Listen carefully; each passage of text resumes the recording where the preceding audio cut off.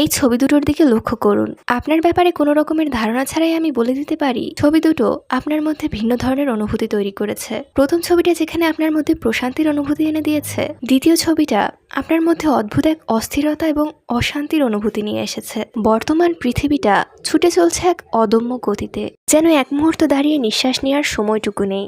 আর এই গতিময় জীবনের সাথে তাল মেলাতে গিয়ে আমরা নিজেদের সুখ এবং শান্তিকে সম্পূর্ণভাবে বস্তুগত সম্পদের সাথে জড়িয়ে ফেলেছি। আর সোশ্যাল মিডিয়ার কল্যাণে এটা আরো বেশি বেড়েছে। কিন্তু আমরা কি আসলেই সুখী থাকতে পারছি?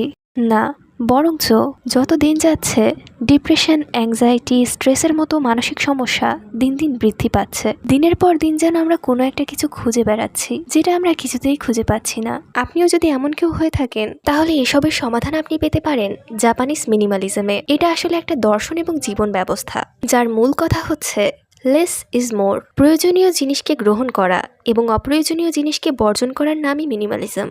প্রাচীনকাল থেকেই জাপানিজরা মিনিমালিজমের চর্চা করে এসেছে। জাপানিজ ভাষায় একে বলা হয় ডানশিরি এবং এর ছাপ তাদের স্থাপত্যকলায় স্পষ্ট বিদ্যমান।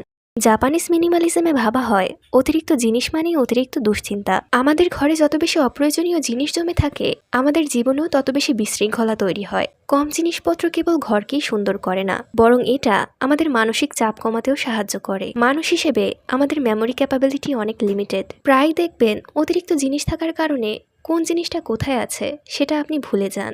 তুলনামূলকভাবে যদি আপনার জিনিসপত্র কম থাকে, তাহলে সেগুলোকে ম্যানেজ করা আপনার জন্য অনেকটাই সহজ হয়ে যাবে। অপ্রয়োজনীয় জিনিসগুলোকে গুছিয়ে রাখতে আপনার এক্সট্রা এনার্জি নষ্ট করতে হবে না। আপনি নিজের বাকি গুরুত্বপূর্ণ কাজ করার জন্য সময় পেয়ে যাবেন। মিনিমালিজম আপনার মানসিক চাপ কমায়, কারণ যত্ন নেওয়ার মতো অতিরিক্ত বোঝার আপনার কাছে থাকে না। জিনিসের সাথে নয়, বরং অভিজ্ঞতার সাথে বাঁচাই এই দর্শনের মূল মন্ত্র। আমাদের অতিরিক্ত জিনিসপত্র থাকার একটা বড় কারণ হচ্ছে আমরা নিজেদেরকে আমাদের জিনিসপত্র দ্বারাই ব্যাখ্যা করতে চাই। আমাদের পোশাক আশাক, আমাদের বইয়ের কালেকশন, আমাদের মনে হয় জাঁকজমকপূর্ণ জীবনযাপনই আমাদেরকে ব্যাখ্যা করে। আমাদের এই ওভার কনজাম্পশনের পিছনে একটা মানসিক কারণও কিন্তু দায়ী।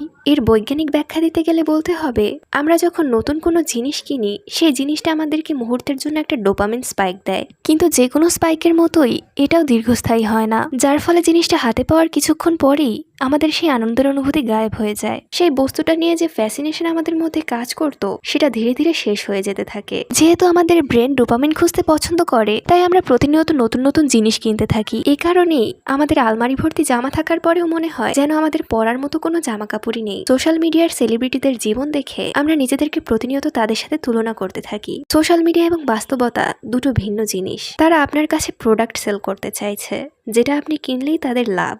প্রভাবিত হয়ে আপনি এমন কিছু কিনে আনছেন যেটা